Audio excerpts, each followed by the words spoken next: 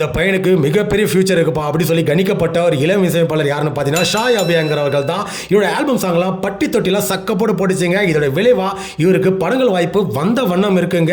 அப்படி என்னென்ன படம் இவர் கமிட் ஆயிருக்காரு நம்ம ஒரு பார்வை பார்க்கலாம். முதலாவது பார்த்தீங்கன்னா கருப்பு, நம்ம சூர்யாவோட நடிப்பில் ஆர்ஜே பாலாஜியோட டைரக்ஷனில் வரக்கூடிய திரைப்படம். இந்த திரைப்படத்துக்கு ஒரு மிகப்பெரிய எதிர்பார்ப்பு இருக்கு.